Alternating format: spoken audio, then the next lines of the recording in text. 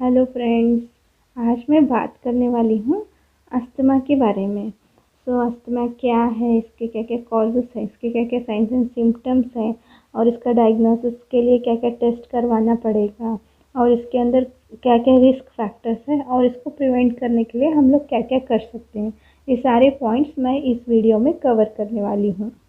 तो पहले एक लाइक कर लीजिए, यूट्यूब चैनल को सब्सक्राइब कर लीजिए ताकि ऐसी ही इंफॉर्मेशन फ्यूचर में आपको मिलती रहे। अस्थमा एक रेस्पिरेटरी डिसीज़ है, तो इसके अंदर ब्रीदिंग में डिफ़िकल्टी रहती है और व्हीजिंग साउंड रहता है। सांस लेने में तकलीफ़ होती है और एक अजीब सा साउंड आते रहता है, जैसे कि कोई व्हिसल मार रहा हो।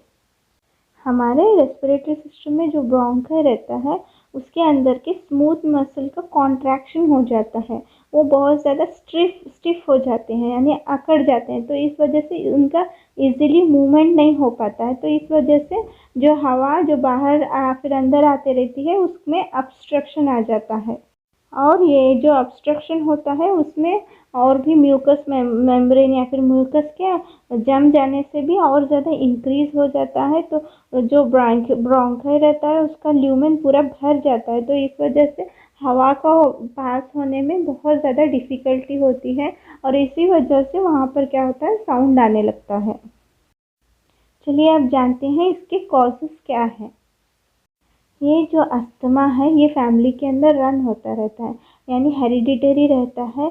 तो ग्रैंड पेरेंट्स से पेरेंट्स को आ जाता है, पेरेंट्स से उनके बच्चों को आ जाता है, तो ऐसे ही ये कंटिन्यूसली रन होते रहता है। कुछ लोगों के अंदर एलर्जी रहती है, जैसे चीज़ें जैसे कि पोलन्स या फिर डस्ट, तो इन सब के कांटेक्ट में आने से उन लोगों के अंदर अस्थमा के सिम्टम्स आ जाते हैं। कुछ लोगों के अंदर अस्थमा रहता है लेकिन उनकी कोई भी फैमिली हिस्ट्री नहीं रहती है, लेकिन उनके अंदर हाइपर सेंसिटिविटी रहती है, तो इस वजह से उनको अस्थमा हो जाता है। यूजुअली जिन पेशेंट्स के अंदर फैमिली हिस्ट्री नहीं रहती है, उनके अंदर अस्थमा अडल्टहुड के बाद ही देखा गया है। चलिए अब जानते हैं अस्थमा के क्या क्या सिम्टम्स रहते हैं। Symptoms of asthma. अस्थमा के अंदर सडनली सिम्टम्स आ भी जाते हैं और अपने आप चले भी जाते हैं। इसको एक अस्थमैटिक अटैक भी कह सकते हैं। इसके अंदर मेनली ब्रेथलेसनेस रहता है, यानी सांस लेने में तकलीफ़ रहती है।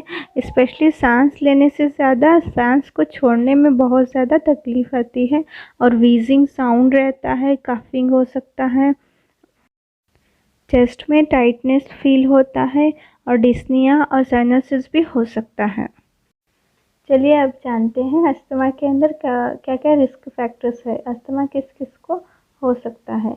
एक तो सबसे पहले जब अगर आपकी फैमिली में किसी को अस्थमा है, अगर आपका कुछ भी फैमिली हिस्ट्री है, तो आपको भी अस्थमा हो सकता है। अगर आप ओवरवेट है, अगर आपका वज़न बहुत ज़्यादा है, तो भी आपको अस्थमा हो सकता है। अगर आप किसी पोल्यूशन को एक्सपोज़ हो रहे हैं रेगुलरली रोज़ाना, जैसे कि कोई मिल्स में काम करता है, जैसे वहाँ पर बहुत ज़्यादा कार्बन रहते हैं, कुछ केमिकल्स को बहुत ज़्यादा एक्सपोज़ हो रहे हैं, तो भी आपको इससे एलर्जी होकर उससे आपको अस्थमा हो सकता है। इसको ऑक्यूपेशनल ट्रिगर्स भी कह सकते हैं। अगर आप स्मोकिंग कर रहे हैं तो भी आपको अस्थमा हो सकता है। Diagnosis for asthma. अस्थमा का डायग्नोसिस कैसे होगा। एक तो पहले आपको डॉक्टर के पास जाने पर डॉक्टर आपकी फैमिली हिस्ट्री वगैरह सब पूछेगा और ऑक्यूपेशन, इन सारों के बारे में मालूमात लेगा। अगर फैमिली हिस्ट्री में है तो आपको भी होने के चांसेस बहुत ज़्यादा रहते हैं और डॉक्टर आपको कुछ टेस्ट लिख के देगा, जैसे कि चेस्ट एक्सरे और स्पायरोमेट्री। स्पायरोमेट्री का अंदर क्या होता है, हमारे लंग्स के अंदर कितना एयर फ्लो हो रहा है, कितना अंदर जा रहा है, कितना बाहर आ रहा है, इसको मेज़र करने का इंस्ट्रूमेंट है। Preventive measures for asthma. आपको अस्थमा है तो उसका अटैक आने से हम लोग इसको कैसे प्रिवेंट कर सकते हैं। तो पहले तो आपको जो भी अस्थमा का प्लान है, उसको जो भी ट्रीटमेंट आप ले रहे हैं उसको ठीक से लेना है, अच्छे से फॉलो करना है।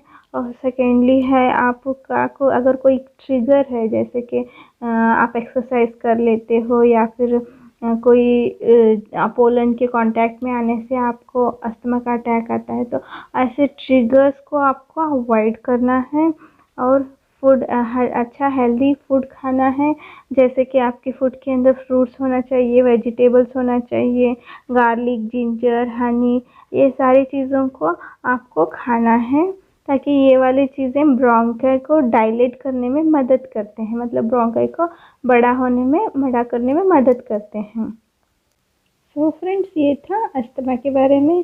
सो अस्थमा ये एक रेस्पिरेटरी डिसीज़ है जिसके अंदर सडनली सिम्टम्स आते हैं और अपने आप से चले भी जाते हैं। सो इसके अंदर मेनली ब्रेथलेसनेस रहता है, डिफ़िकल्ट इन ब्रीथिंग रहता है, कफ रहता है और मेनली व्हीजिंग साउंड रहता है। जब हम लोग सांस लेते रहते हैं तो एक आवाज़ आती रहती है। सो और डिस्निया रहता है, साइनोसिस हो सकता है।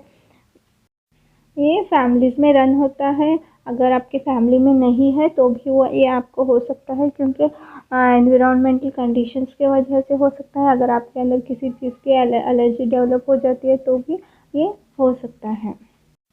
इसको प्रिवेंट करने के लिए आपको पहले तो आइडेंटिफाई करना है कि क्या ट्रिगर है, किस वजह से ये अस्थमा अटैक आ जाता है। तो उस ट्रिगर को आइडेंटिफाई करके उसको अपने लाइफ से निकालना है। आपको हेल्दी फूड खाना है और अपने फूड के अंदर fruits, vegetables, garlic, ginger, honey, इन सारी चीज़ों को इंक्लूड करना है।